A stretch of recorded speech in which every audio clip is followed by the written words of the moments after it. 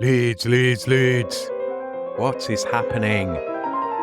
Welcome to Working Hours, an oral history podcast about a place called Leeds, a time called now, and an activity called work. Working Hours wants to record 1,000 loiners over the course of this, the most important decade in the history of the human species, and ask them about what they do all day and hear how they feel about it.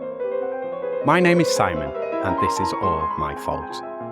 My mission here is to try to map out what my city, Leeds, a city that has declared a climate emergency, did during humanity's biggest emergency. On Working Hours, we hear how loiners have, are, and will be coping with our multiple and expanding crises during their day-to-day working hours. Can we turn things around? We'll find out. To tell this story, I need loiners like you, dear listener. I need people in Leeds or people from Leeds to come on this podcast and just tell me what they do all day and let me record how this affects us.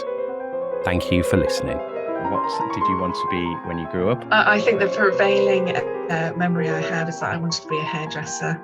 Really? Because for me, when I was really little, that was it. That, and I have a lot of associations with wearing long white socks in primary school.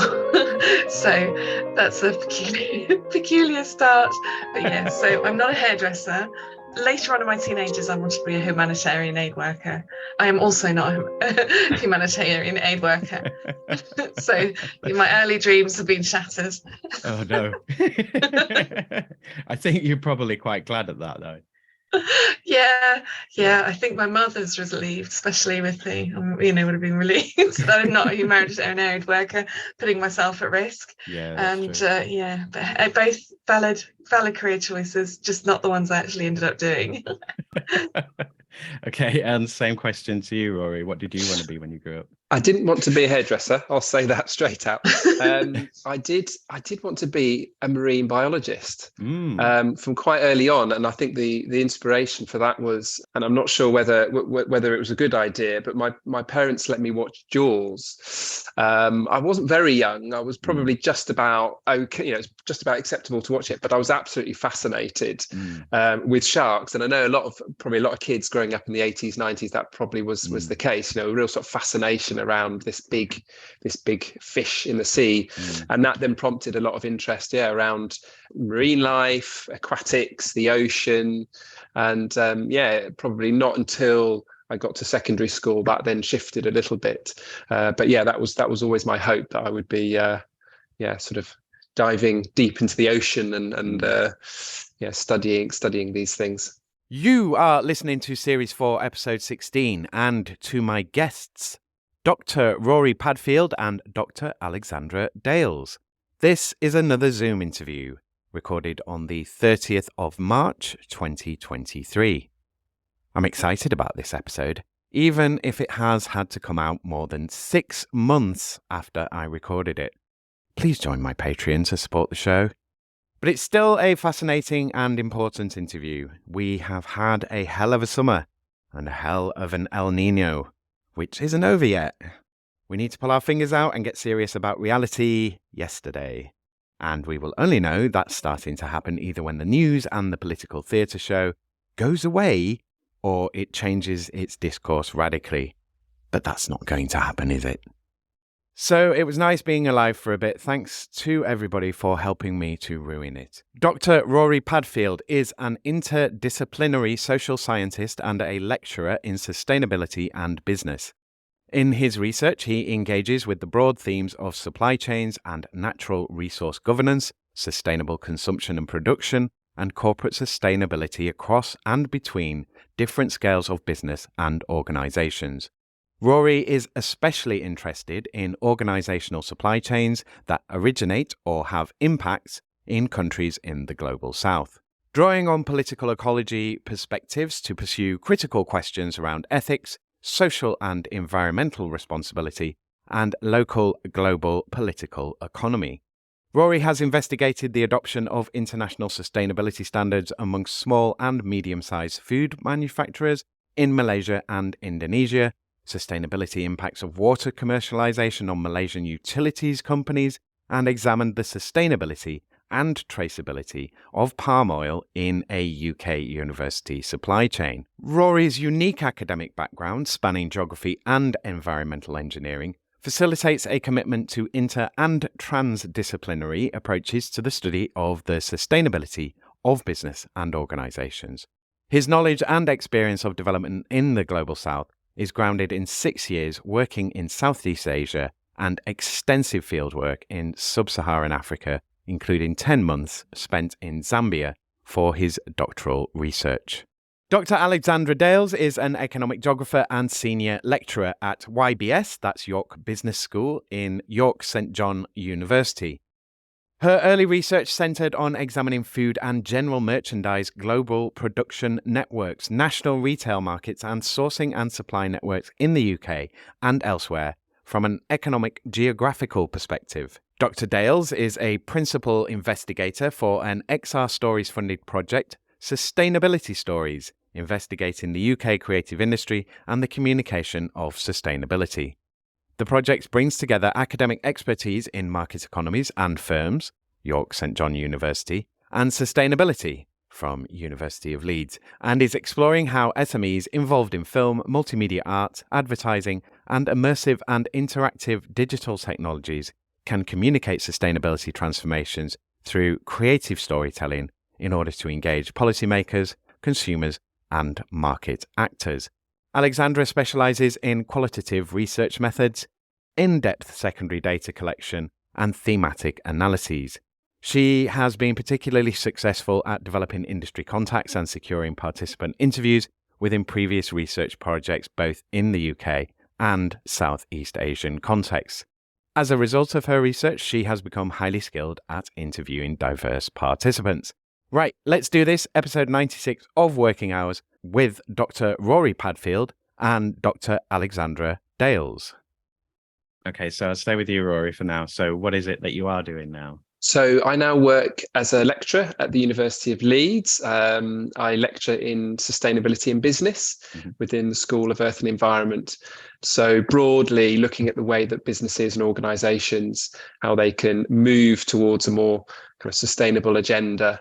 But yeah, I've taken a kind of a different path maybe to some of my colleagues who, yeah, well, in fact, there are many different paths to get to the point where you teach sustainability. But I, like Alexandra, have a background in geography. So the sort of shift for me, although I had that interest in marine biology, it was, doing a degree in geography, an MSc in environmental engineering. And then I went back to geography to do a PhD in development geography. I was interested in water scarcity in sub-Saharan Africa. So I did my PhD there. But yeah, I've ended up now teaching on sustainability and business. Okay, so I won't delve into that more because we've got a limited window today and we're doing two people and we're going to go slightly off from the normal route. So Alexandra, what is it that you do now then? Okay, so I am also lecturing. I'm in York Business School, York St John University, and I am now researching sort of sustainability in business. And this is how, Rory and I were introduced a few years back by a mutual friend, and we had lots of shared interests. But really my background, I'm also a geographer, but I rather than looking at sort of developmental geography, I'm an economic geographer. So I did my PhD at University of Manchester in economic geography, and I looked at macroeconomics and specifically globalization of retailing. So Tesco's being overseas or Walmart, and spent lots of time looking at these major sort of economic structural processes and processes of globalization and global production networks. So really, all the major systems in our global economy were the basis of my bread and butter throughout my PhD, and a little after that until I've come to shifting my focus. But before I did my PhD, I worked for 8 years as a geography teacher in secondary school in London, and that was I was quite happy to do a PhD. I was quite tired. It's a hard job being a teacher. Total credit and respect to those who are teaching. And I mean, geography is a great subject. I always loved geography, and I did my masters I did at Liverpool, and that was in economic geography, so geographies of globalization development, and I did my undergraduate at Liverpool quite a while ago. It feels, I shouldn't reveal my age, but it's a little while ago, and so that's how. And so geography, more geography, and a bit more geography, and now sustainability geography. Yeah, but I think with any subject, if you keep pursuing it, there comes a point where you have to go, oh, sustainability now, because I can't do this anymore. Well, if not. Absolutely. And also I look back now at my PhD, where I just focused on global economic systems, particularly production networks and process of globalization, supply chains. And I'm glad of it now, because it really informs. I understand why and how we're now destroying the planet. I actually have got that I understand the systems that we need to change. And I was looking at the discipline and economic geography, and I'm not going to say it was more of the same, because you need to understand these processes. But you had this major looming issue of climate sort of change associated with all the lack of sustainability within our finite earth, and we have to look at why and how that's happening. I know, and now I know the how and the why. It's just, what are we going to do about it? And all of the systems that I examined now need to really majorly shift, and it's working out the how. How do we do that? And that's challenging. That's difficult. But yeah, so that's I'm glad to be doing something that actually could contribute to making things better, rather than observing more of the same. Yeah. And doing more of the same as well, because we need to see those changes so other people can implement them. I mean, I really believe that, like, we can't do things we haven't seen, for ourselves, really. We need someone to show us the way, kind of thing. Yeah. So let's go into, I'm talking to both of you together because you both worked on a particular piece of work. So I'll go back to Rory for the beginning of this answer. But yeah, so can you talk about what you've been working on together? So if you want to just introduce it, and then I'll come back to Alexandra to add any different points. Yeah. Okay. Thanks, Simon. So a couple of years ago, we came together, as Alexandra mentioned. A mutual friend sort of connected us, and we started throwing around a few ideas, and we ended up on this idea, I think prompted a little bit as well by the funding call, but it definitely was in the area that we're interested in, and that was around communication of sustainability. We felt that there was the stories and the narratives around climate change and around sustainability weren't necessarily yielding the outcomes that we wanted, or say we wanted, but weren't really pushing the agenda far enough. They were really sort of speaking to the existing agenda, which really, as we would call, is a kind of green growth or green capitalist agenda, which essentially is maintaining the status quo in terms of the economy. Yes, introducing some changes to the way that, let's say, governments, businesses, organizations operate, but fundamentally it's not addressing that big drive for consumption and growth. Most of the solutions that are considered and proposed around green capitalism are very much sort of market-based. They're not looking at kind of fundamentally revising or considering how we actually consume resource.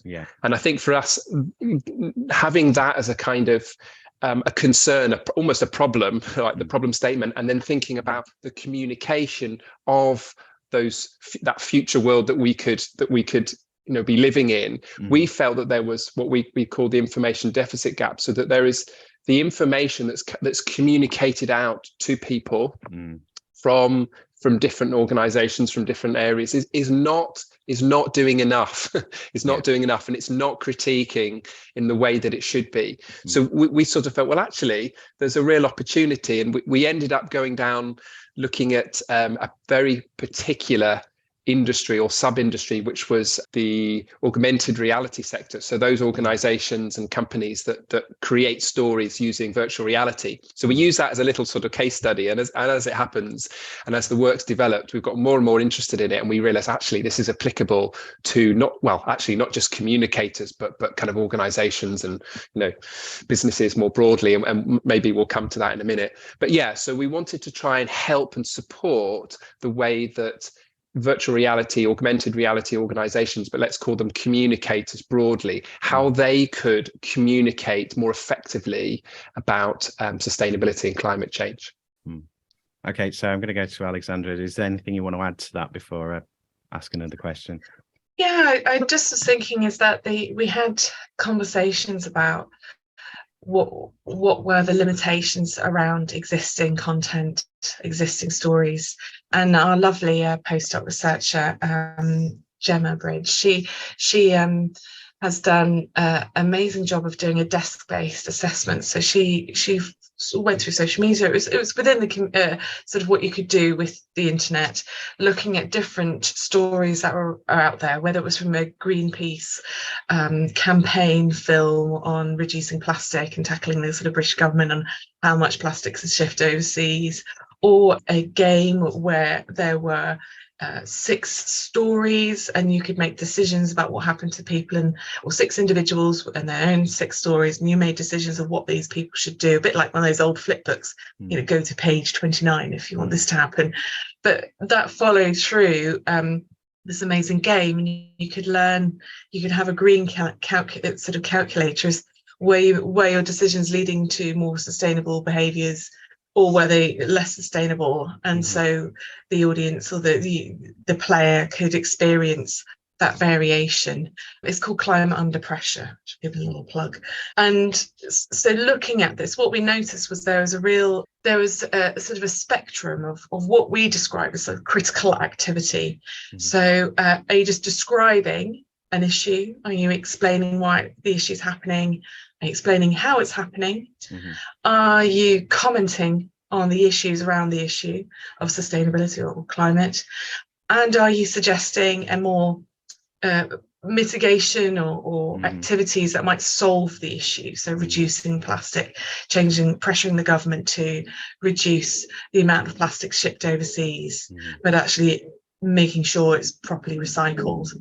And so that them to kind of ban it outright, we're starting to see single-use bans coming in and so on. That's right. That's right. That kind of, so that spectrum of critical activity, just describing, explaining why, explaining how, or evaluating, or actually suggesting mitigation, solutions, actions. And we saw that a lot of the stories were really weighted towards the description and explanation. What's going on, how and why, and then you might have a whole sort of 5 minutes on the what and how and why, and then maybe sign a petition that, and it stopped at the more deeper commentary and the more greater suggestion of what needs to be done to tackle the issue. And that if you have the majority of content that's just suggesting, explaining, and essentially being quite sad to look at, and that sort of people could be put off with that. Oh my goodness, this is really overwhelming. Like, for example, in the series 2 Frozen Planet 2 with the BBC and David Attenborough, the last episode 6, is meant to be a reflective moment. But when you look at it, it has 54 minutes of conversations with different scientists in different parts of the world, all explaining the causes and consequences of the climate change and the impacts and lack of sustainability. And I remember watching it going, this is this is difficult. It's hard to watch. 3 minutes, and I actually went and looked at the timer. 3 minutes was spent on solutions. And I find that really, that's, if you've got that big a flagship program, I can understand the need to sort of want to engage people and to draw people in to care about the issue, but you can also risk switching them off. If you had spent 54 minutes saying, we know these issues, but this is how we can do it. This is what you can do. These are examples of what can be done. This is a systemic level of change that we need. Can you get your head around that? Here's some answers. Here's some information. That's really positive and proactive. And I think that would, and so my drive in and part of what we've done is to get that idea across, that if we could spend more time communicating what we need to do, then that would be great. And I remember watching, there was an advert, like 20-second advert last night, which was all about recycle more, but it was done with the pink face of a cat with blue eyes, like hypnotizing the audience, saying, recycle your electronics, recycle your electronics. It was fantastic. And I was like, I've got to find that. And it was really sort of do this message. If you had every output going, talk to your MP about the strategy, the climate strategy the UK is coming out with, do this, do that, change your system, it's not down to the individual, then you would actually enable people in society to have a much more empowered role. And that long story short is that's what we were beginning to see when evaluating a lot of the content about the sustainability challenges and climate change and climate impacts. And that's where a lot of the drive, what we were seeing for what we've sort of created out of this project sort of came from. I want to just sort of pick out there what you said about, the time allotted. I think that's very reflective in the way that resources are allocated, in that, there's all this green growth and stuff. And it's like, it's less than 10% of the global economy kind of thing. Like the amount of money that we spend, we invest ridiculous amounts, say 90% in oil production and then 5% on some wind farms. It's like, how are we going to ever catch up? Well, you won't, because you're not trying to. Yeah.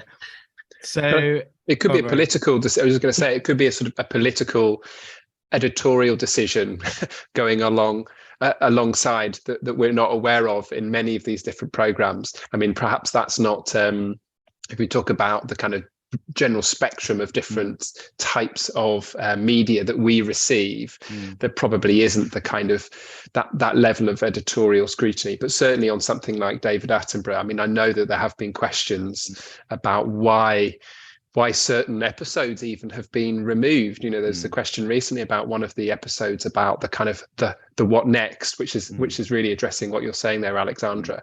And it's had people outside of the organization questioning, hold on a second, that goes against the grain of our kind of almost philosophy and modus operandi for society, and that will start raising some very difficult questions about fossil fuels and connections with our political system and everything else. So I suspect for a lot of the media, probably not the majority, but an important and a kind of heavily weighted proportion, there are those sorts of decisions as well, sort of political decisions that will prevent that kind of communication that you describe, Alexandra, actually getting out. Yeah, but there's also kind of internalized market logic, for want of a better term. Like, I know, speaking about climate change on here, I know that it's, people don't want to be off-putting and they don't want to put people off, but we kind of have to get beyond that and start really having uncomfortable conversations, and because otherwise we're going to be dealing with more uncomfortable results than just upsetting someone with some words. But I think those uncomfortable conversations hit at the heart of our society. It would turn on its head where the power is, the comfortable lifestyles that many of us, myself included in that. I'm not saying I'm part of that as well, and I recognize that, and I look at where I live in Leeds, and I look at my peers as well and friends, and if we, in many ways, some of the solutions proposed or some of the ideas proposed would take a big kind of cut into that in terms of our lifestyle choices, and that is not what people want to hear. And I think that's the kind of the difficult ground, I think, or that line that a lot of communicators tread at the minute, is how can we bring people on board and make them understand how important it is that they may have to make some sort of compromise, inverted commas, to their lifestyle. People don't want to hear that, and obviously the elite who are in powerful positions don't want to hear that. So I think it is a very, very difficult conversation. That's difficult. It's problematic on so many different levels. And the elephant in the room is it pushes against the powerful. It impacts their interests, their profits, and they make money out of this system, and changing will cost them a lot of money. It's investment. We know they don't like doing that. Unless it's guaranteed. And so, there's a lock-in because they also own all the media outlets. And Yep. Go on, Alexandra. I was going to say is that this probably speaks to the knowledge, and my understanding of that the economic and structural system that we work in, the institutional system that we work in, is that historically where we are now in terms of our industrial development and progression is developed over hundreds of years of a market economy and the focus on growth and thinking about the processes behind that, what we see that enable that sort of growth and maintained the economic system. And the global economic system since the sort of mid 1960s, 70s has become progressively more and more complex, more and more integrated, more and more systemically intertwined in networks and through sort of global flows of, producing, whether it's cars or airplanes or ships or the products. If we've got 90% of the products sold in the UK, I mean, I'm slightly picking a figure out there, so no quotes on that coming from overseas, rather meaning that we don't produce what we sort of buy and sell in the UK. It's sort of through these systems. Is that to actually address the climate change impacts and to really shift the structures, it's very, very complicated. It will take systematic and progressive policy change, societal change in terms of mindset and culture. I'm not saying it's impossible, but we have to understand that to dismantle and shift and repurpose that system takes a lot of work. So scratching on the surface and looking at giving the individual responsibility is not, it's complete diverting away from the degree of structural and systemic and political change that we need. And there are a lot of barriers to that. But it's how do we think, at what stage, where's the tipping point where politicians, leadership, those in power, the owners of large portion of the world's capital and large firms begin to alter and be able to alter their systems and lead those supply chains too, and the networks that structure the production of goods and services to actually lead that to change.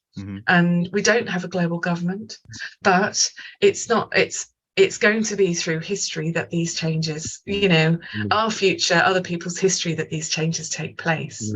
But we have to start somewhere. And I feel as if I don't want to go down a negative route, but it's just understanding the complexity of and the size of the change. So thinking about how that happens is that we have to start talking about it. I have to have a much better, and I think when I read articles and hear on the news, and it's easier to sit within the what's happening and why is it happening, and even the absolute experts, the Kate Raworth, who come up with the donut economics, and she's done an amazing job at highlighting the 7 ways we can start adjusting these major structural issues. And I highly recommend her research. They've got an amazing, Donut Economics Action Lab, or DEAL .org, I think it is. But it's worth looking at her because she's really trying to tackle some of these major structural issues. Done an amazing job at translating that. And that's the message we need to get out a lot more. We need to sort of get people listening and looking, and governments paying attention. And that probably takes us back to the research, what we've done and what we've developed in trying to help communicators and professional storytellers, professional communicators re-engage with the research and start thinking about it in a deeper level to ensure that content is really enriched by research and evidence and experts of experience, and taking that step towards shifting the narratives and discourse around how the society is functioning and what we need to change. Yeah, but I think that we've just got so used to this we can't change the rich kind of thing, that from everything, cost of living stuff to warm spaces to whatever. I mean, and the cost of living is related to climate and so on, we'll probably touch on.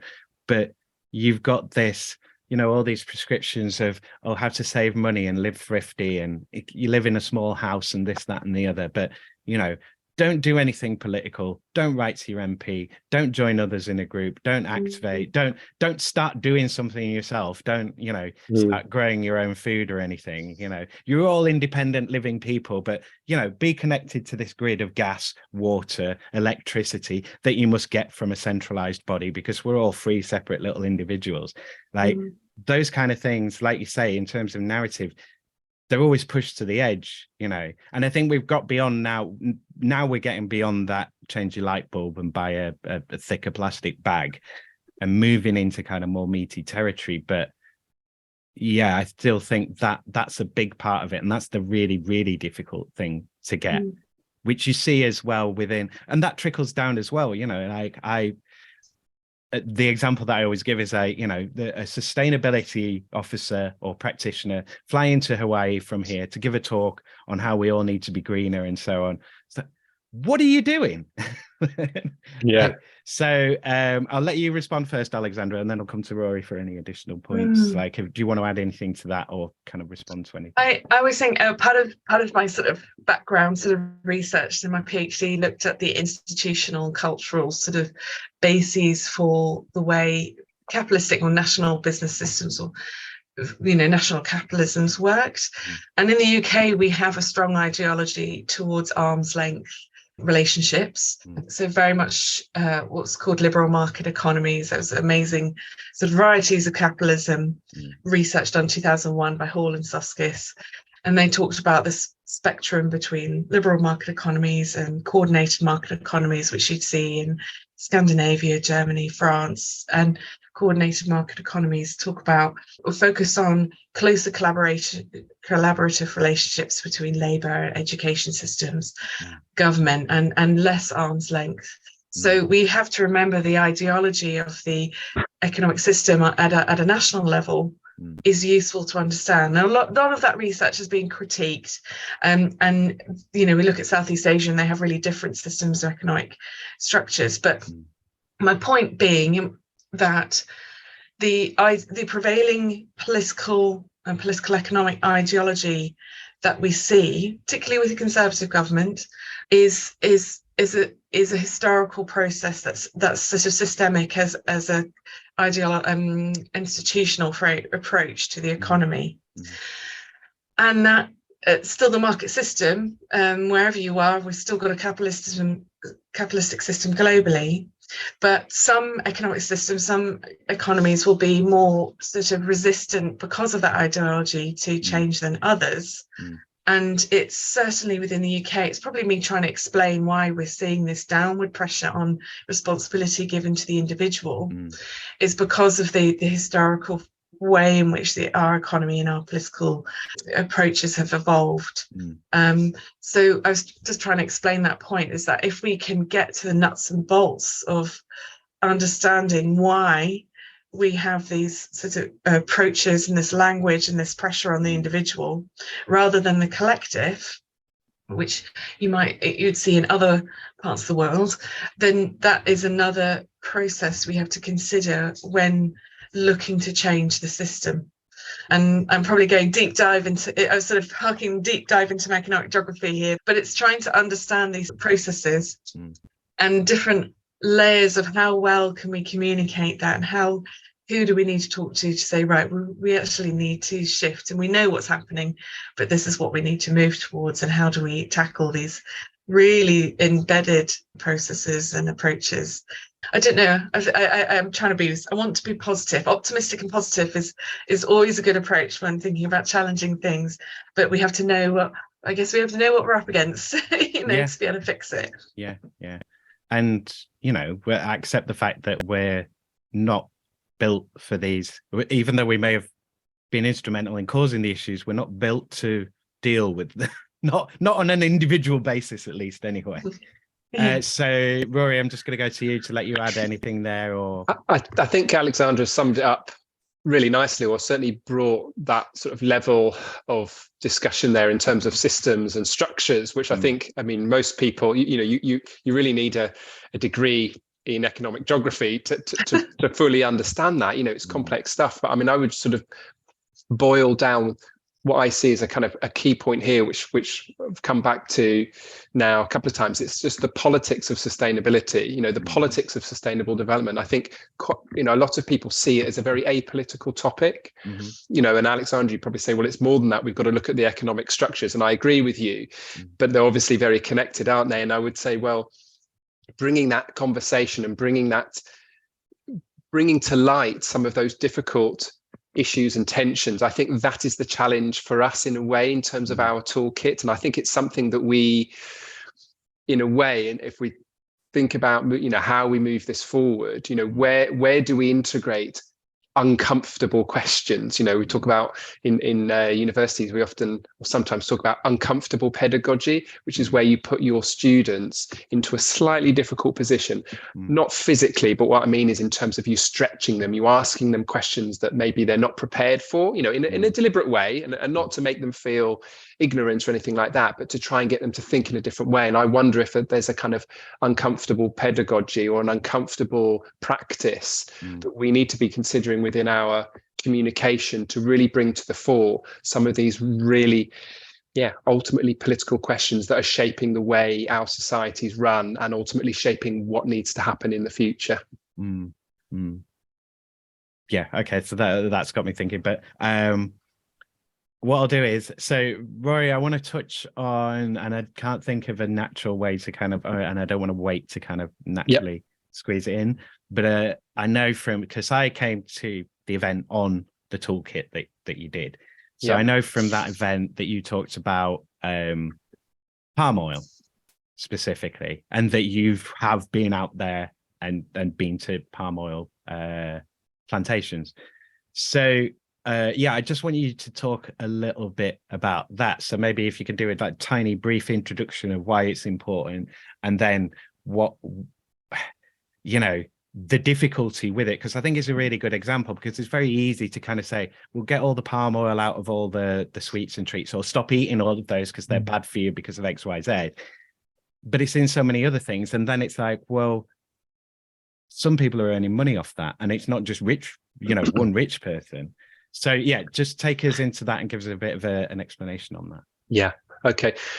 Yeah. So just in terms of this topic, really, it's really I see it as a case study, but I think it's a really nice case study that reflects the kind of broader issues around the sort of sustainability, sustainable development, how we position it in all of the different other parts of life, society, economic structures, livelihoods, consumption practices, behavior changes. I think it's a really nice example. It's partly why I've kind of caught the palm oil bug, or I did when I moved to Malaysia in 2010, and I was there for 6 years working at a university. And I shifted very much from looking at natural resources and water primarily, which was what my PhD was on. And I ended up looking at agricultural commodities, particularly palm oil. Why it's interesting is also a couple of reasons. It's consumed by all of us on a daily basis. I mean, I'm sure there's some people who go to great lengths to try and remove palm oil from their daily consumption practices, but I think they would have to make a really big effort. They would have to be studying ingredients labels. They'd have to be going online. They might have to be looking on different lists of different ingredients. It's there from soaps, shampoos, breakfast cereal, ice cream, biscuits. It's it will be in our cars, in terms of fuel, perhaps not in this country, but in certain parts of the world, it's used as a biofuel. Yeah, there are so many different uses. I mean, it's referred to as the golden crop, largely by the countries and the populations that live off palm oil in a way, so I'm thinking here about countries in Southeast Asia, they see it as the miracle crop. It's so versatile. It grows so quickly, so efficiently in a relatively small amount of land when you compare it with, say, rapeseed oil, sunflower, other types of vegetable oils. So for lots of good reasons, actually environmental, before you get onto land use change and deforestation and climate change, actually, if you were to, if you remove palm oil out of the equation, you would need a lot more land in order to create the same amount of vegetable oil.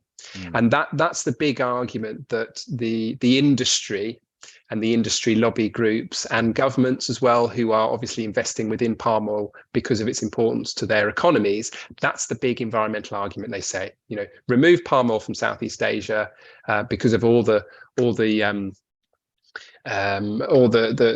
evidence of deforestation and land use change. You'll have to take out a good chunk of the Amazon that's already under threat, right?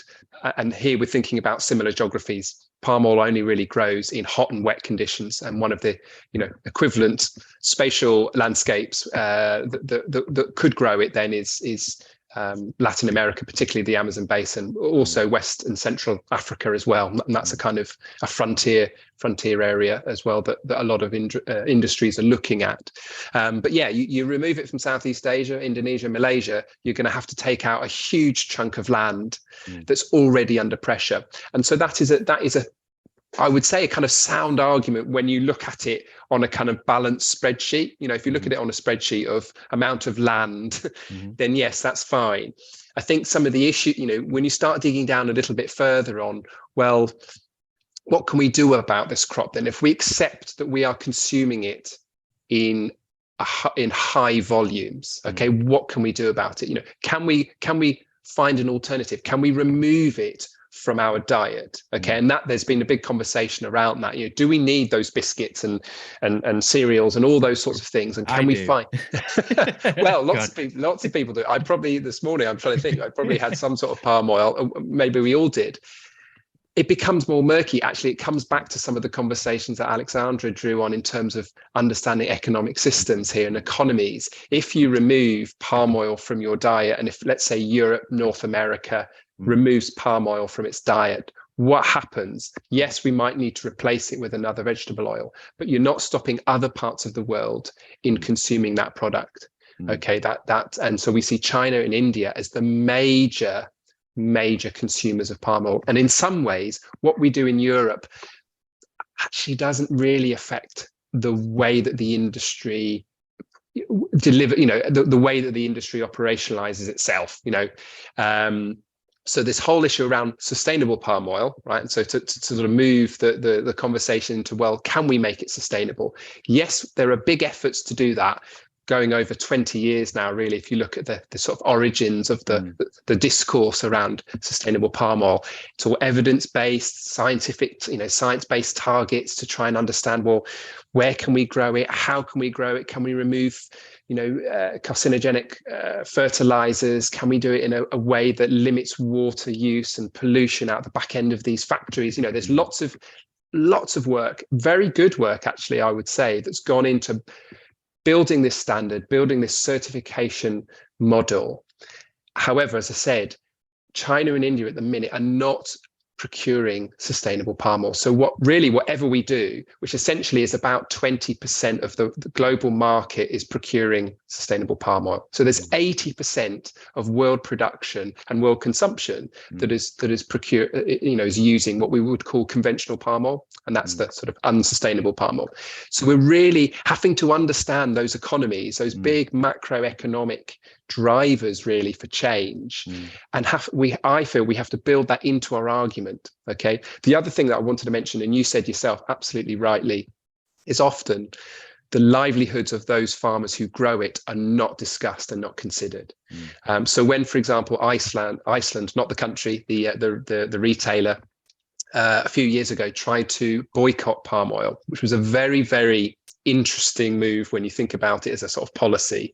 And there's been a lot of critique of that organization on the way that they did it, and they ended up having to backtrack because it was so complicated, so difficult for them to actually remove it completely from their own brand. So they weren't going to remove it from, let's say, they weren't banning anyone else from doing it. No, exactly. They just wanted to make theirs. Yeah, exactly, their home brand. So they tried it and they had to backtrack because it was so complicated. Again, due to the kind of complexity of supply chains. Coming back to the Alexandra's bread and butter there. But one of the issues that wasn't spoken about was, well, what about the smallholder farmers who rely on palm oil in those geographies? So let's say in Southeast Asia, if you boycott and you cut them out of the equation, what do they do next? How do they earn a living? Do they just sell their palm oil, non-sustainable palm oil, to a mill who will then process it and send it off to India and China, maybe they won't be able to sell. So that's another thing. So there was a big question, I felt a very big question about how those farmers, the livelihoods of those communities, and there are many, roughly, it's a very crude figure, but we think about 50% of all of palm oil globally is produced by smallholders. So not these big plantation firms. And again, in our minds and in our kind of, the way that we imagine these geographies where palm oil is grown, we think of these vast monocrops, over monocrop plantations over thousands of hectares. Yes, they do exist, but we also see a lot of smallholders and cooperatives work in this space as well, who don't get all the benefits of a big corporation, right? So they're very much in a different livelihood sort of scenario. And so for me, it was very interesting. Now, that's not to say, if you're looking at it from a climate change point of view, you might say, well, hold on a second, we've only got so many years to limit this warming. And if palm oil is part of the problem, then surely we've got to make some kind of strong and fairly assertive interventions. And maybe we have to find a way to look after these farmers. Okay, fair enough. I would say, let's look at that sort of welfare approach for those farmers. But that wasn't being talked about, particularly by the company I mentioned before. It was like, no, we removed them. That they are unsustainable. We're going to do something good. We're going to protect our brand. There was no question, as far as I could tell, and maybe I'm wrong, maybe they were trying, there was some sort of initiative to maybe support an NGO that in a way was training these, farmers. But I didn't see it. I saw it as a very kind of almost a political move. A sort of branding move. So yeah, that in a way, you see the complexity of this particular crop, and because we all consume it, it's not, as I say, it's one of those. It feels quite niche in a way, but actually it has global implications. And it affects so many of us, if not all of us. It touches us all in some way that actually it's quite relevant in many respects to all of us. For me, that's a question of, well, do we have any obligation towards these people? Like, does anybody have any obligation towards anybody? Right? Because we kind of have to answer that question, because it's like, whose obligation is it? Well, first of all, is it anybody's? Is there an obligation? And I think the answer will probably be yes. And then you go from there. Exactly. I mean, and you start getting into questions of values. You start getting into questions around, considering, how do you consider others and stakeholders? Let's say if you take an organization, how do you consider stakeholders beyond your customer?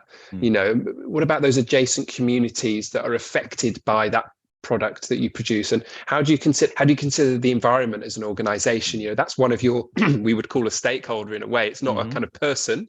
What about the ecology that nobody speaks for, really? They don't have a voice in questions around sustainability. Yes, there are people that can speak on behalf of the ecology and flora and fauna, but again, who's thinking about them? Where's the obligation towards them? And I think again, palm oil is a good example of that, because there are so many dependent people on this crop. And if we're going to say, okay, we've identified it as a kind of a bad one, and I don't think actually generally people think that, because of the well, I didn't mention China and India, the most people who use it in those geographies, those places, or a lot of people who use it as a standard cooking oil, to live off every day. We're not talking here about companies making biscuits, although obviously that will happen. We're talking about people on very low incomes who can't afford other oils, vegetable oils to cook with. So it provides a very important, in terms of food security, it's actually providing quite an important part of that, that sort of equation. So yeah, who's thinking about all of these different people? So yeah, unraveling all of those different strands, there is no quick fire solution. And I think the sustainable palm oil sort of the concept around it, the conversations that have happened, the standard, in a way, the label is part of the question, or part of the sort of conversation that we need to have to try and move things to a better place. But it requires lots of sort of further understanding and further conversations, and thinking more broadly. Just to sort of finish on one of the more recent pieces of research that I've read, or ideas from research, is looking at landscape approaches, or they sometimes call them, a bit of a fancy word, jurisdictional approaches, where you look at a landscape as its whole. So imagine in your head, I don't know, the landscape of Leeds, let's say a rural or sort of a not Yorkshire, if you can picture all of those together and understand how the sort of aggregate impacts of those different organizations or businesses or landowners in that landscape, and rather than focusing on kind of unit level improvements, if we can consider the landscape and we can consider how those interact with one another, we might be in a better place, as opposed to, oh, this farm here has a certification for X standard, but that farm there doesn't. But ultimately, the watercourse is still affected because, you know, the farm adjacent is not applying any kind of standard. Then what's the point? You know, and I think that we start getting into the critique of standards and certification standards. But I think looking more holistically generally is the way to go here. And I think if someone is listening to that and they hear that and they kind of think, well, Asia, that's Asia, you know, at the same time, you can bring it directly home of like how many of your local shops, the local branches of Tesco, Metro and Co-op, they wouldn't even be able to exist if they didn't have all of those products. Oh yeah, that were full of palm oil. So if they go, those stores go as well, which, you know, means other amenities that are provided by those stores as well. So like it is, you know, you can always relate it to the immediate as well as the exotic. So oh definitely, it's everywhere. And I didn't mention the cost of it. I think perhaps I did right at the beginning. Not only is the environmental benefits in some way, benefits inverted commas, of this crop versus others, or the advantage, let's say, it's if you look at, I've used this figure in lectures quite a lot when I present on palm oil, and you see over time the cost of palm oil, and it basically fluctuates right at the bottom of the you know, the graph versus sunflower, rapeseed, all the other big crops. So again, of course, that will be driving the whole kind of story and driving people's decisions, whether it's an organization or an industry, a government. So again, that sort of reinforces the miracle crop, but it reinforces that point you made about Tesco's being able to procure it and having it on its shelves that we can all benefit from. You know, that's another factor. Okay, so Alexandra, you haven't drifted off during that, which is good. Sorry. No. I mean, it's good. It's good to have a comprehensive answer, but like, because we're dealing with such a big thing that you just never have enough time, do you, to unpack it? Yeah. So we'll go into the toolkit. I think we kind of outlined why it's needed. I think we kind of covered those bases, but basically we need something. I mean, in a way, I kind of see it as well as a bit of like a Six Sigma kind of Kaizen, you know, continual professional development tool of like, what are we doing? How are we doing it? Like, what can we do different? What effects is it having? All that kind of thing of like, you know, review and reproduce. So yeah, I want you to kind of give us the introduction, kind of what it is, what it does. As I say, we've done the kind of why it's needed, how it's kind of come about. So what is the toolkit and what is it doing? Okay, so we have what we've just named as the Critical Sustainability Stories tool, and it is a series of questions within 6 different themes. So 4, 5, 6 at most, I think, questions within each theme. So the first theme is critical action. And as we talked about earlier, what are you doing? Are you describing, explaining through your story, explaining how, why, commenting, evaluating, or offering sort of ideas as to solutions and strategies to mitigate sustainability challenges and climate change issues? So the critical sustainability tool is really about when stories are being developed for audiences, whether that's a film or a virtual reality experience or an advert or theatre production, any kind of form of communication, any kind of, whether it's digital or live and in person, whenever you're telling a story and telling a story about sustainability and climate change, you need to think about the basis of the information that you're gathering. So your story, as I mentioned, may have a particular activity, whether it's describing, explaining, or suggesting mitigating solutions. But you also have to think about the audience. So the second theme is ask questions about audience, who are you focusing on? Who's your target audience? Do you want to incorporate suggestions for action? Writing to your MP, joining a group, or what type of behaviour or action are you seeking for those audience to do? But we also include questions about how would the script and the language that you use shape people's understanding of information about sustainability and climate issues.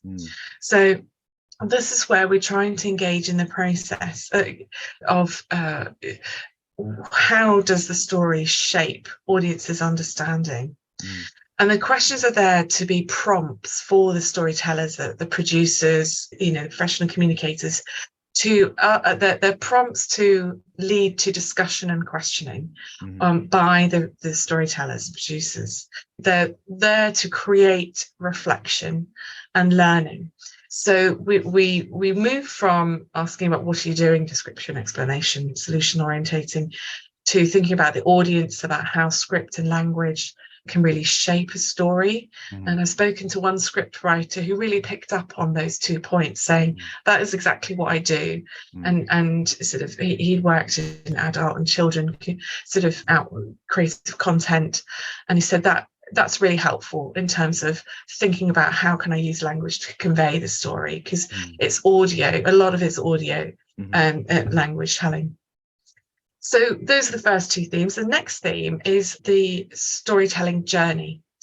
And the reason why we included this theme of the storytelling journey is because we recognise that storytelling, the process of producing the story, whether in an augmented reality experience, virtual reality, film, podcast, sort of audio story, it's the actual production process as a journey itself, and there are different points in that journey that you can reflect on the information that you're conveying within the story and how you're conveying it. So we ask questions about, do you have an advisory board that you can use the tool to reflect on these issues about the information that you've got and how you're telling about it?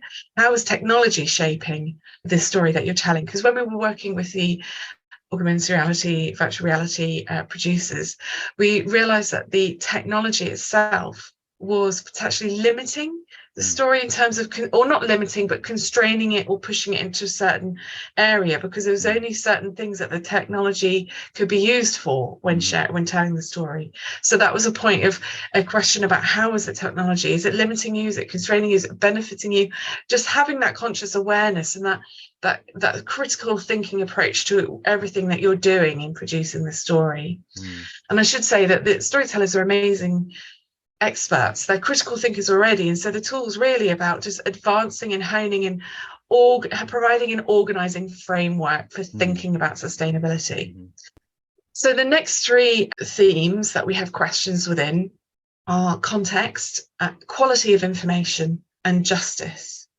So for context, that really relates to geography. Being both geographers, we wanted to make sure that we situated an understanding of how the location in which the story is situated, how was that being reflected and thought about in terms of, if you're just looking at one location, are you recognizing the connections and the relationships with other places? And that's certainly something that was so far today that we've really talked about, that there's so much interconnection globally. If we removed all palm oil sort of production, does it mean that our biscuits and our cereals cost a heck of a lot more because they're not using palm oil? Well, yes. So we've got that clear connection. So the context theme includes questions that prompt thought thought and responses and discourse about about those relationships between places. What activities are you telling or sharing within the story?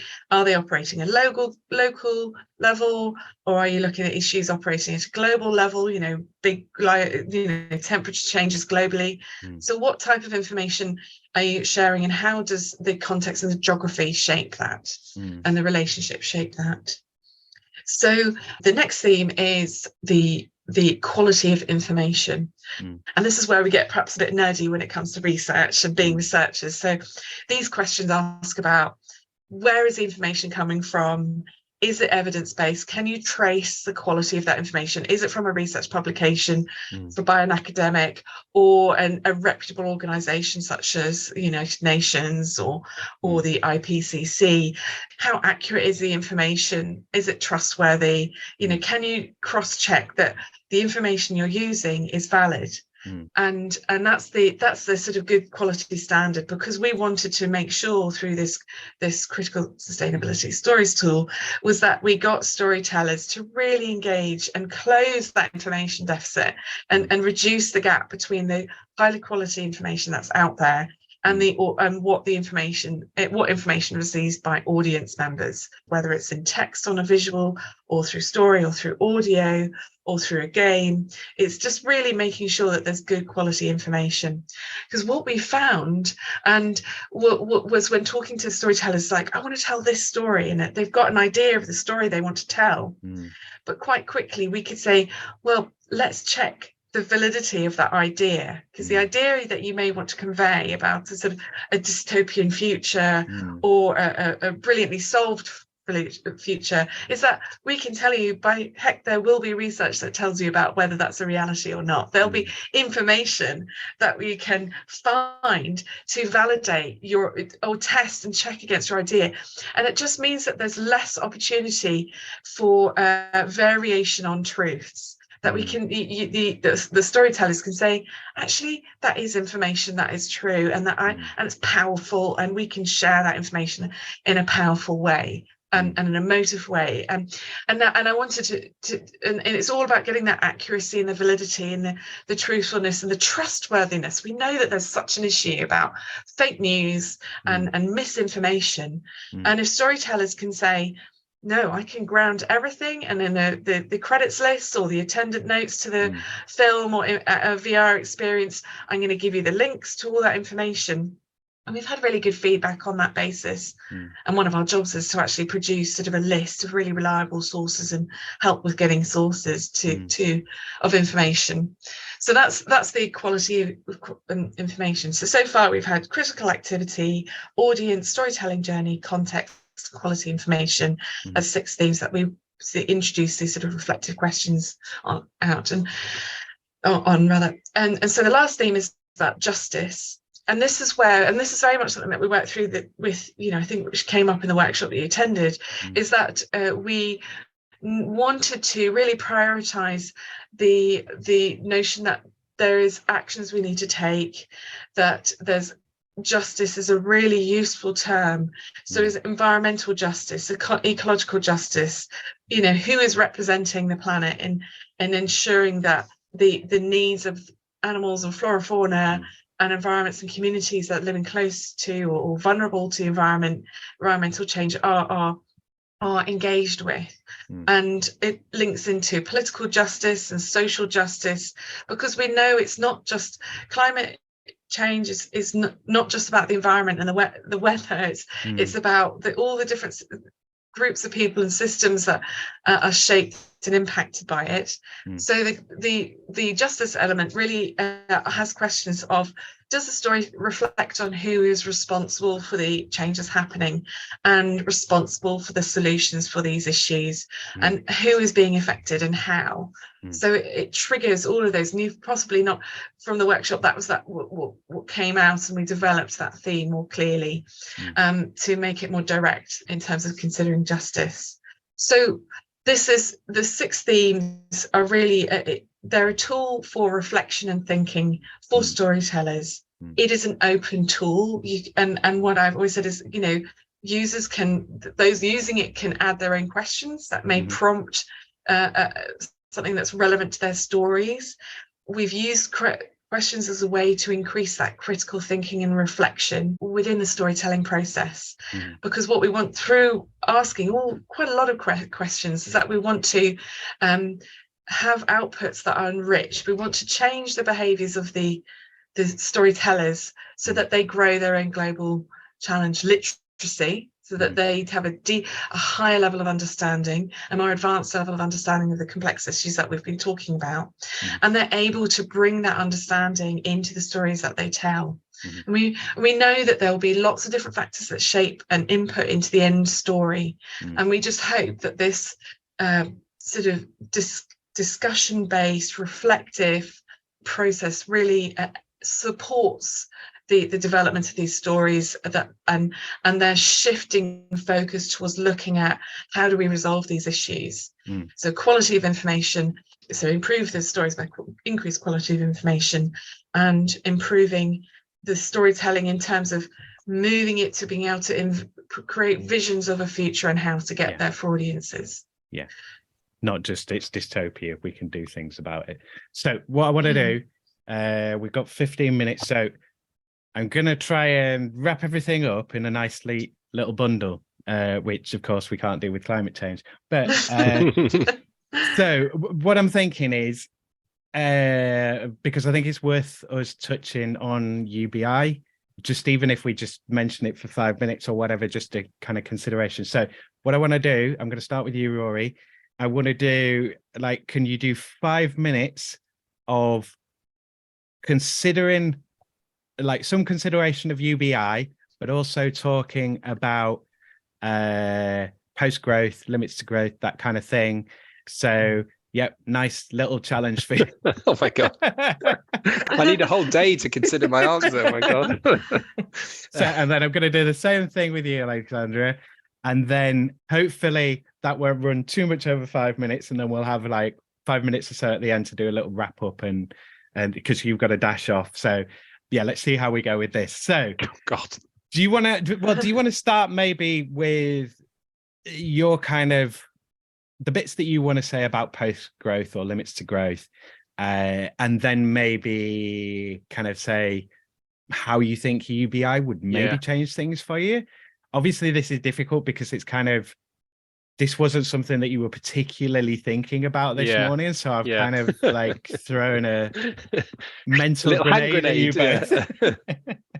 Yeah, I mean, I can try and make a connection. I think my concern is not knowing in enough detail the UBI concept, and I think that's the limitation. And I'm worried I'll just end up talking. We kind of talked about it, so maybe if we recontextualize it a little bit. So I mean, as we chatted before we started recording, and I was talking about a discussion recently where we were potentially talking about breaking that link between earnings and work, and freeing people up to kind of work on things that they were interested in, and not having to necessarily work just to do, just to get money, to get paid to go and consume palm oil.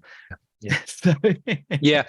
I mean, exactly that. I think so. Just to start then, perhaps on the kind of where do we go in terms of this future? What's post-growth or the degrowth movement? What are they saying about where we should go? And I should say straight away that I think a lot of the ideas proposed, they're not necessarily new ideas, actually. I think some of the more radical ideas coming from this, and it is really a movement, it's a political movement, actually, and it's not, some people refer to it as a literature. I see it as a movement. Some are very radical and are saying, look, we cannot have any kind of anything to do with the current capitalist system, and it sounds quite kind of, there's social on my left, there's socialism, and somewhere there's communism, and that's probably a pretty bad idea, but it's somewhere quite over here. And it's interesting, I was having a discussion because I didn't realize actually quite how far some of the proponents of degrowth really take it and understand it. And I remember having an exchange actually about palm oil, as it happens, with this a PhD student who's recently finished, is now working in Barcelona, used to be here in the School of Earth and Environment at Leeds. And I remember having a conversation with him in a paper. So he submitted a chapter to a book that I've co-edited with a colleague, and in the comments I gave a bit of a peer review, and I said he was writing on degrowth, and I said something like, is there any opportunity for researchers to engage with industries and engage with companies to try and get them to understand their limitations and move towards a kind of a better, in a very broad sense, in a better way, whether it's integrating sustainability into their business models, using standards, etc., etc. And he said, no, the very fact that you're having a conversation with these organizations is reinforcing the capitalist logic. He said, you cannot have a conversation with them. They are the problem. Yeah, you're validating them. You're kind of saying, you are valid and you can solve this for us. So if you change, then we've changed. Exactly. And so he was, and we ended up not having an argument, but we had quite a kind of robust discussion, because I then came back and said, hold on a second, where does that position somebody like me who does work with companies? I do work with palm oil firms, and I'm working on these issues. I'm not working on degrowth per se, but I'm working on these questions around sustainability. He said, no, that for me doesn't work. Like you said, you're validating, you're reinforcing their power in the system, which I thought was really interesting. So, and now that's just one viewpoint from within this broad movement around post-growth and degrowth, but that gives you a little bit of a flavor of some of that kind of hard view, quite extreme view of where we need to go. Ultimately, to use Greta Thunberg's moniker, we need a systems change. It's not, we don't want climate change, we want systems change. And actually that feeds into the kind of degrowth movement. They want to see proper democracy. They want to see participatory movement, people actually engaging and having their voice heard, and being able to change policy, and the sort of climate change commissions, or citizens communities, assemblies, that's the word. You got it. Yeah, those sorts of ideas where individuals actually have a voice, as opposed to a vote every 5 years or whatever it is, through to obviously some strong environmental policy, so investment in public infrastructure in a way that we're not doing, properly invest so that there isn't this need for private vehicles, investing in renewables, again, not in the way that we're doing, in a fundamental way. It's political, it's social, it's environmental, and it runs against everything. Go back to the first conversation we had at the beginning of the podcast. It runs against the current status quo. So it's very kind of unpopular to some groups who are in power, clearly, but it's growing as a movement within certainly, I would say, the academic community, but also the kind of non-governmental community are really coming on board. And the likes of Kate Raworth, who we mentioned before, who is the sort of champion. She's the brainchild of donut economics. That forms part of, I would say, that some of the ideas, some of the toolkits that are needed to help thinking about, well, how do we give voice to citizens? How do we give voice in a way that allows us to make decisions that are in our best interests, and in our environment's interests, in our children's interests? So there's some lots of sort of ideas that are being pulled and kind of coalescing around this idea of a kind of new future, or a better future. Which then, to flip it further, how does that then connect in with a concept or an idea like universal basic income? Well, I would say quite possibly it links in very well. There's a good connection there.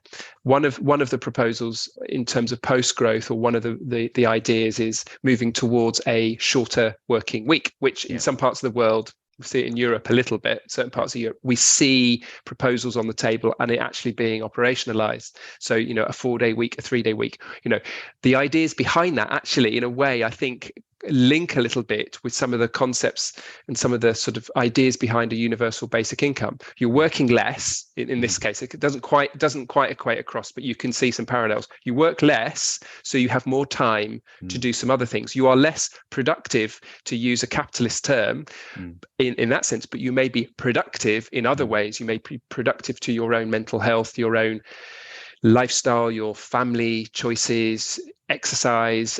You may be pursuing other kind of entrepreneurial interests that, like you saying before about how this provides you. It could UBI could provide you with an opportunity to do the things that you really want to do, right?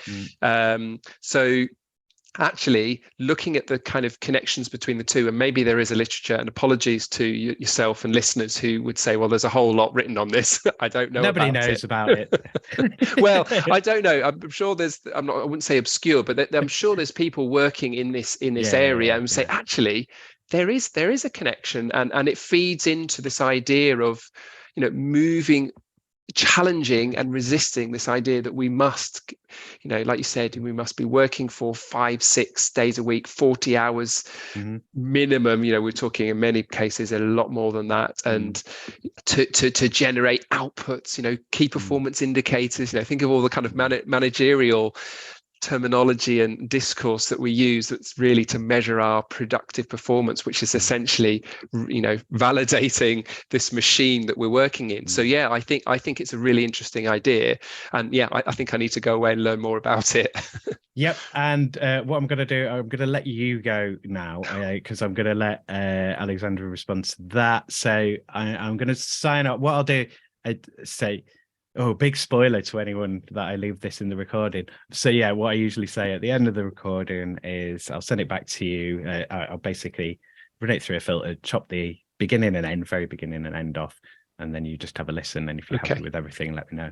Yeah. But yeah, I'll let you dash off. Thank you very much for taking part this morning. And yeah, I'll come back to you, Alexandra, on that same issue. So bye, Rory. So Alexandra, you're bigger now.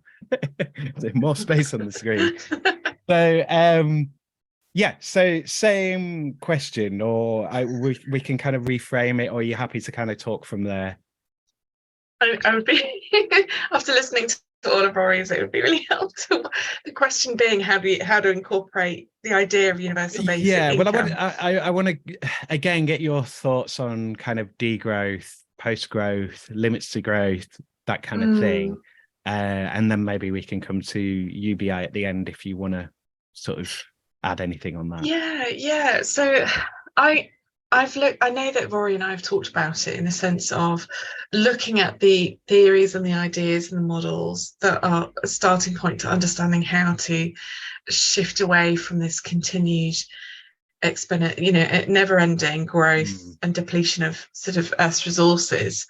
I think Kate Raworth in one of her presentations gives a really good sort of analogy of basically the Earth's economy, the world's economy is like an airplane that's taken off, started Industrial Revolution, and then really is lift off, post Second World War, and now it's shooting up and it's flying in the skies. And the expectation of that plane is that it never comes down, it never lands, because we just continue using the resources and we continue growing forever, and it always is flying. And actually it does we can't sustain that sort of flight. A wizard won't fix it. No. I know everyone thinks a wizard will come along and fix it.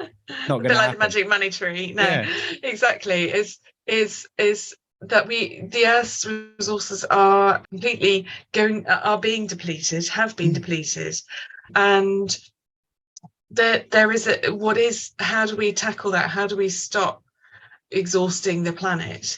And this has been allowed, or this has occurred because the planet and the Earth's resources have always been seen as an externality, as just something that's always there. And that might have worked when the economy and the global economy was a lot smaller, and the Earth's sort of population was a lot smaller. But really, it's really been in my parents' lifetime, post-war, sort of, or during the war up until now, last 70 years, that the population and our economic growth has gone wild. It's gone wild, and it enables the living that those in the sort of advanced economies can enjoy. And we know that it's unfair. We know that this growth is based on slavery. We know it's based on extraction of resources and enormous amounts of social injustice. So thinking about how do we address all of these issues, as we've talked already today, it's very much we need to acknowledge how we've got here. We need to understand how we've got here into this a bit of a mess, and we need to acknowledge not everybody is going to be able to understand that and get their heads around, but those people in power that we need to tackle. And I think the academics like Julia Steinberger, Kate Raworth, Jason Hickel, and others, there's excellent researchers, the IPCC. We need to focus our attention on those who have decision-making power, and we need to find ways of doing that. And that's where the public and the people and society can rise up and can activate that kind of change. It's happened before. It's new and different.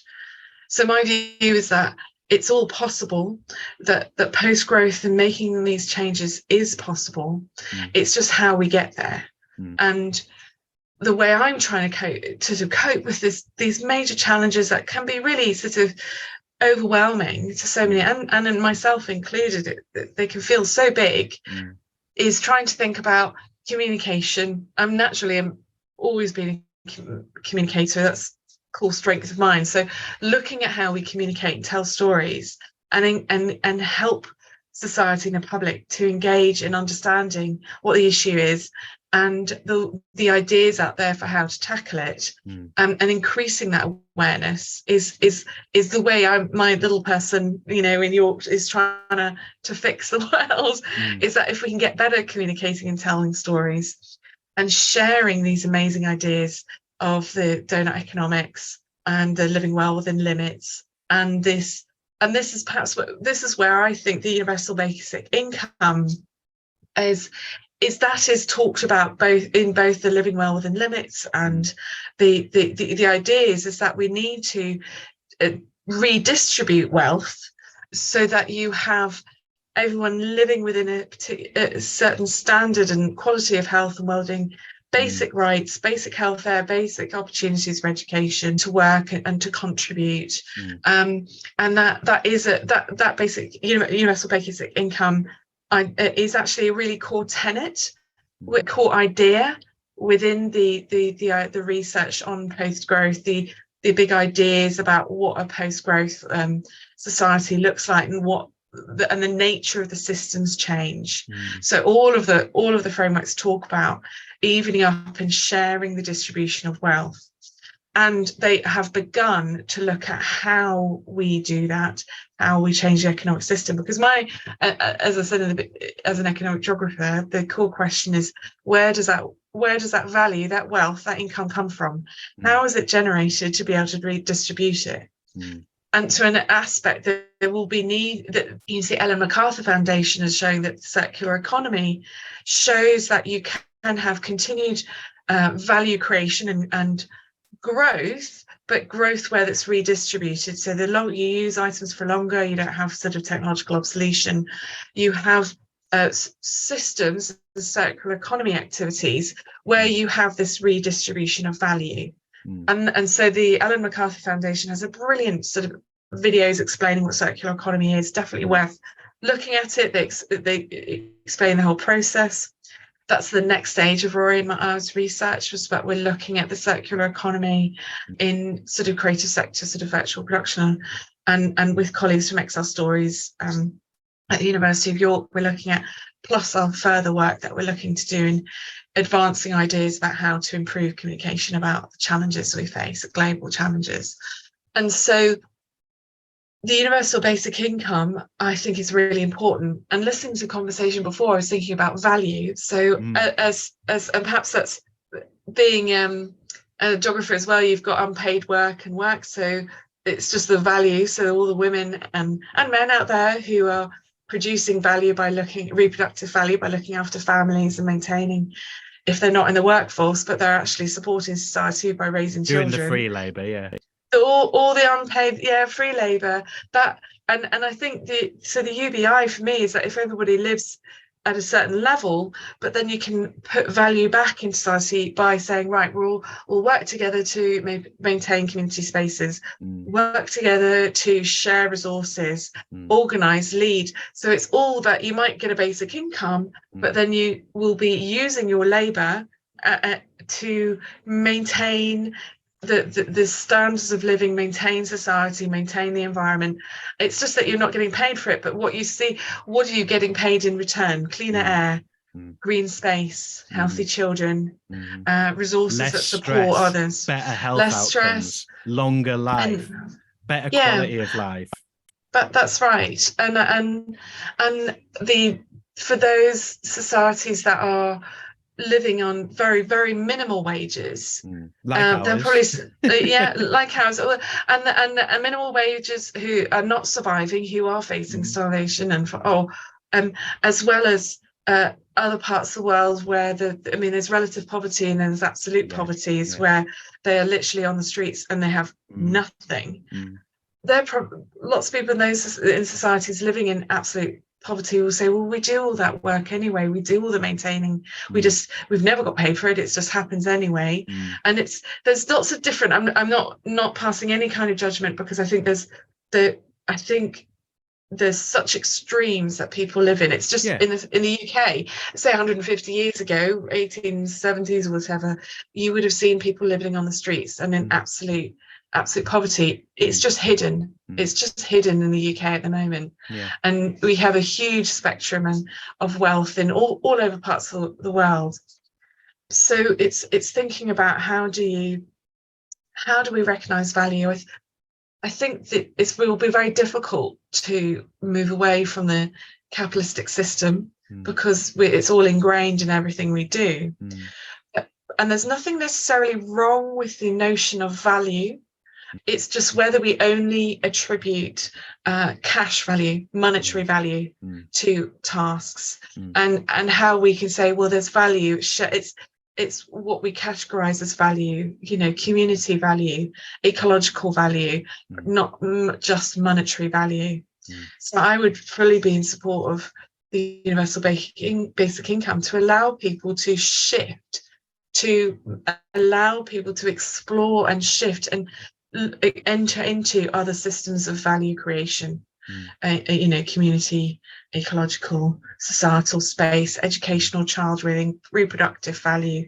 All of these would be described as unpaid, but actually we need to equate that so-called unplayed value as the same value, and have that as a more systemic approach, because that's actually what post-growth is about. It's shifting our notions of value and reordering the way in which the system's operating right now, and getting people on board. And we need to tell people about this.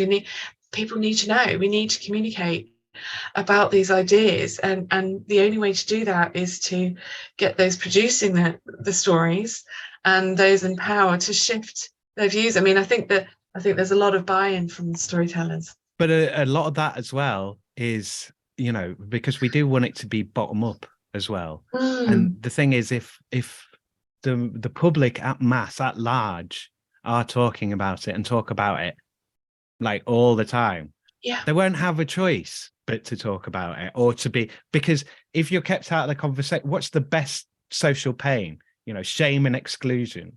Like, if they're kept out of the conversation, that'll really upset them. Yeah. And I think that's worth doing just for that. But we need those politicians to act, actually engage. And there are politicians out there who have that integrity. But we've been sloshing around. There was only like 3 turned up to that climate briefing, wasn't it? Of like, oh, we're going to tell you people what's actually happening, and like, 3 turned up or whatever. It was probably more than 3, but I think that if we can get major communicators, maybe like Channel 4, ITV, BBC, major film producers, all those decision makers having that voice, and from what I understand, there is a lot of motivation. It's almost knowing how. And that's what Rory and I are trying to help with, is how do we do this? And I think, our next research project will be really looking at engaging more researchers. I think it was only on Monday I think it was start of the week, that Professor Dame Francis, who's director of the British Antarctic Survey, said communicators, we need to communicate this, and we need to communicate it through every means. I've literally quoted her in my project report, because they know the importance of communication. So the next work that Rory and I will be doing was approaching all these leaders, saying, what do you want to say, and what do you want these storytellers to say, to share, and let's let the framework that we've developed be a beginning process, a route to enabling that to happen. And we'll be going to big names in communication, TV producing, TV channels, and saying, look, can we show you this? Can we get you thinking along these ways? And that would be a start. to getting it out, to the masses, and empowering people to make a decision and to be able to go, actually, I can do something. And it's not out of my control, and I don't need to look away because I can do something. Yeah. And that's the goal. And that's real empowerment, like actually showing people a way forward, things that they can do things, again, that's not just changing their light bulbs and their shopping bags, but productive, social, regenerative, productive activity. Absolutely. One other thing that I want to say on the recording, which I was thinking of while Rory was speaking, and is becoming more and more my motto: nothing about me without me. It's that the whole of social production, we want to communicate because we want to empower people, not just to act, but, democracy is action, democracy in action, to deliberate, to come to consensus, to, try and find a way forward and all of that kind of activity. Can I just ask you one quick question as a wrap up? Because I think sure, it's good to get your take on this. So we mentioned globalization a couple of times. So, and there's loads of stuff that we should have touched on or could have touched on. I mean, we could probably, this podcast could have been days long, Yeah. So I'm going to ask I'll kind of frame it a bit first. So with COVID, we saw just in time supply chains pretty useless in a crisis. Outsourcing all your productive activity around the world, not great in a crisis. Not having any surplus of stuff, not great in a crisis. Obviously, global supply chains in a climate changing world, not great. Definitely won't be able to get them just in time if they're all ending up on sailboats. So do we need globalized? My answer to this is obviously yes, because we don't have any rare earths in England. So even if we were making stuff here, we'd need to get some rare earths to make those things, or cobalt or whatever. So slightly disingenuous question: do we need globalization? And that is a major driver of climate change as well. So can you just talk to that a bit? Well, it's a good question. I know it's another one of those huge questions. No, that's it's a good question. It's been I spent years thinking about globalization and the processes. So probably it would be helpful for you and hopefully the listeners to think about globalization in terms of a series of processes. Very often, it's talking about in the singular as if it's one thing. And that can be quite confusing and hard to sort of grapple. So globalization, and this is sort of the definition I often, conceptualization broadly defined that I can give, is it's a series of processes and interconnecting relationships. And that's the broadest definition, and those relationships happen globally, but and intersect different scales, from local, subnational, national, regional, such as the EU, to international and global.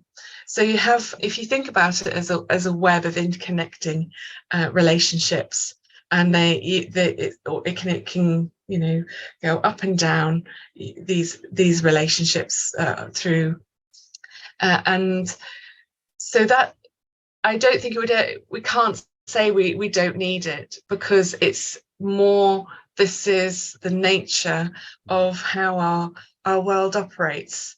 If we think about just the economic functions within that, so you have global political relationships, you have community relationships that operate at local and national, international level. You have labour organisations that operate and are relationships. Environmental relationships are global. So we could never do without globalisation, because then that would be doing without relationships and only looking at what relationships we have within the UK. But when we think about the global economic system and the production networks and supply chains, and the systems through which we get our goods and services and the connections, that is where we can look at them and go, these aren't working well. These aren't functioning well for the climate, for sustainability, for the depletion of the resources, for us in terms of our dependence, because it means we're exposed, and that can lead our cost of, the availability of food. I think it was sort of lettuces, tomatoes, or whatever that wasn't quite available, or our food systems, the vulnerability. There's nothing wrong with being vulnerable as such, because we have to work with other people, but it's that exposure to this, what does the degree of interconnection in our economic systems and production and networks for goods and services mean for us in our daily lives?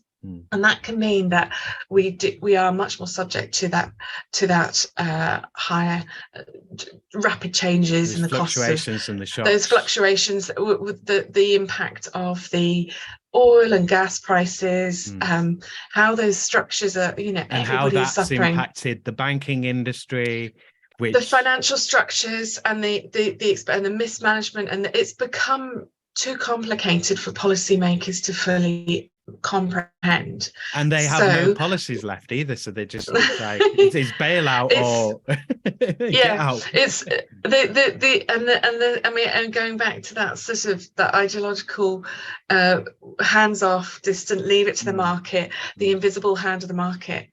It doesn't work anymore. Liz Truss's catastrophically bad, economic policy through Kwasi Kwarteng last year, that had catastrophic issues because they were seeking to go through the hands off, let the trickle down market effect. It doesn't work anymore. It's not functioning. We've moved on from it. We are highly integrated, but we need to think about if we can make a lot of the environmental policy that what's being advised is that if we adapt and look at more closer reliance on renewables within the UK, we've got wind, we've got wave, we've got solar, we've got so many, and to a point nuclear, but I have problems with nuclear because of its risks. We've got such opportunity to shift and reduce our energy vulnerability. That is something that we really need to be thinking and focusing on, and pressuring, the MPs, say, what are you actually doing to address?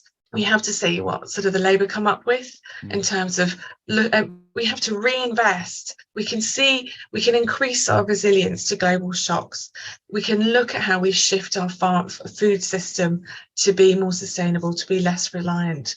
We never should be snipping all the ties and all the connections to the economic system, because trade is part of that benefit, but we have to think about what does post-growth trade look like, and how do the UK is desperately damaged by our leaving the European Union, because we basically had all these agreements to reduce the cost of exchange between countries.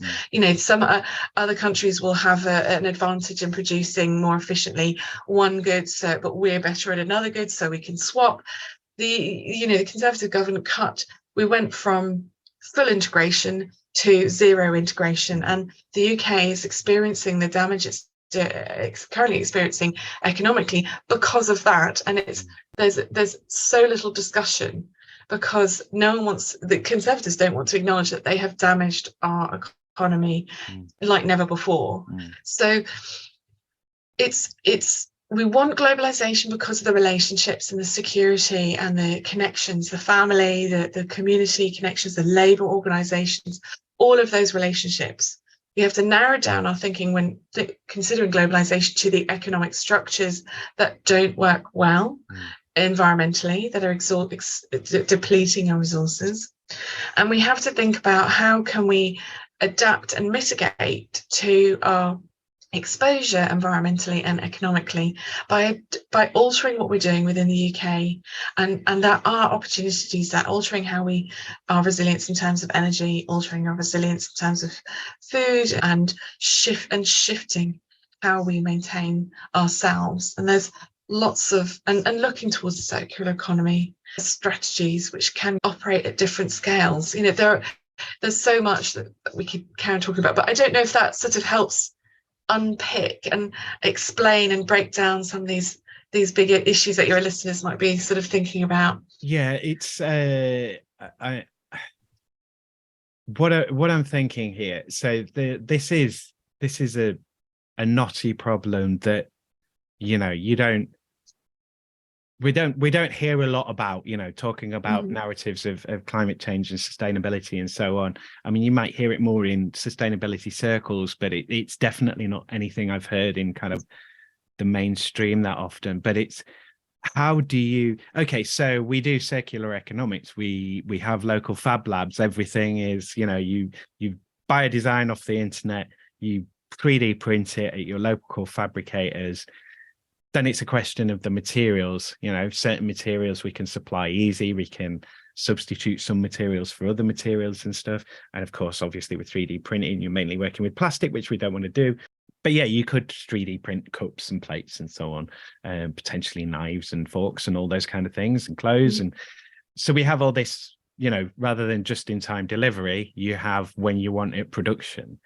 But even if you had that, say, this still, like I say, with the big, you know, your commodities, your coppers, your rare earths, your cobalts, your mined materials, that you are not just recovering from, you know, because there will be natural usage over time. So even if you recover everything from landfill, there is a need to have a certain amount of that material. So then it's like, how is that material distributed globally? Is it, you know, because at the moment it goes to where it's manufactured. You know, like we need it here because this is where we're doing, you know, that all the OEMs, all the original equipment manufacturers, they get all the resources and then they process it and turn it into things.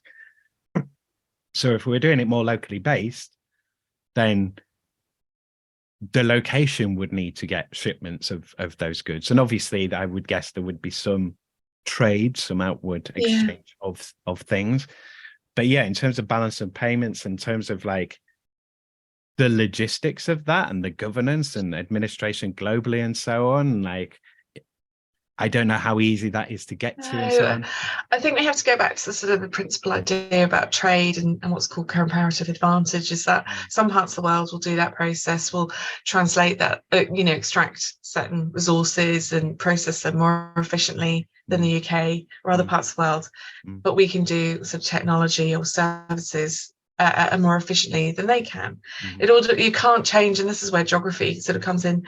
There will be built-in structures that support the efficient production or development of a service, and some places will do it more efficiently than others. And that's the basis of trade. That's the basis of trade of in terms of that international movement of goods. And I don't think it would necessarily work to have all of what we need in the UK. We haven't got the structures to enable that. It would also be very costly. So in terms of shifting those processes to be less dependent, it's rather what processes are involved in producing and using core resources, how can those processes be changed to make them less environmentally and socially damaging? Is that possible? I'm not sure if it is in all cases. Do we look to stop using those resources and shift up to no longer having cobalt in our phones, to change that's that question of, it's actually okay to be connected and reliant because it reduces costs and it makes trade allows efficiencies and opportunities of growth. It's how is the wealth distributed? What is the environmental damage created by that process? Can that process be changed? So I think we can't and maybe we shouldn't remove the processes that are happening to enable certain goods and technologies and resources to occur. But it's the negative externalities, it's the negative cost to the environment and society, whether through unfair wages or unsafe working conditions, that need to be altered. And that would be, it's looking at how the process is done that needs to be revised and examined. And maybe we have to do without to ensure people live better, and that the environment isn't damaged, and that the processes are sustainable. And I think so. I think that would be my approach. It's not going to be possible to shift all the A to Z process of creating something into the UK, not to be able to do it efficiently and not to be able to do that because someone else, its trade allows it to be done efficiently, if that makes sense. And that would be my view, is looking at the how and the networks of production and looking at the process that allows us to, that would enable that shift to more sustainable practices and more ecologically sensitive practices. And some things are going to have to stop. We can't get a new phone every year. We need to use the phone we've got and keep it for until we pass it on to someone else when we're told to use it. So it's longevity and sustaining what we've got rather than perpetually creating new things that we need to sort of shift towards. Cool. That's a really good edit out point. I will say thank you to you on the recording as well, because of Rory. So thank you very much for doing this morning. And thank you for your time. I will stop there unless you want to say anything else before I... Thank you very much for having me. It's been really interesting. Thank you. Thank you again to Rory and Alex for being my guests and explaining the toolkit. Thank you to you for listening. Thanks again to all my guests, and thanks to you, Leeds, for being my subject. If you'd like a copy of the toolkit, email me at workinghourspod@western-studios.com and I'll send you a copy. It's good. Please throw in a donation if you can, or subscribe if you want to. Remember to like, share, follow and subscribe to Working Hours. Work for peace and plan with kindness. Okay, that's me. Cheers ears, take care out there and be kind to each other, Leeds. Working Hours is produced, recorded, edited and published by Simon Treen for Western Studios Leeds Limited.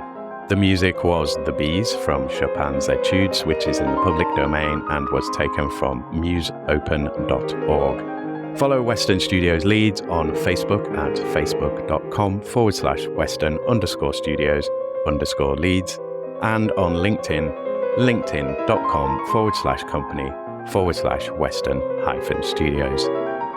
Western Studios Leeds will help you realise your podcast for only £25 for an hour of podcast work. Need podcast production, recording, editing, or any podcast admin doing? Need it all doing? Do you want or need a podcast host or co-host for your podcast project? Then get in touch with Western Studios Leeds Limited. Email makemypodcast@western-studios.com to get your podcast made. I am available to third sector organisations, small to medium-sized businesses and individuals who want to make podcasts or create other digital audio content. Want to make some fundraising case studies? Want to show off your expertise in your field? Want some help creating your show and format, or just some support learning to podcast and getting going? Whatever your podcast needs, get in touch with Western Studios Leeds. Go to western-studios.com and use the contact page to drop me a message about either Working Hours or about your own podcast project.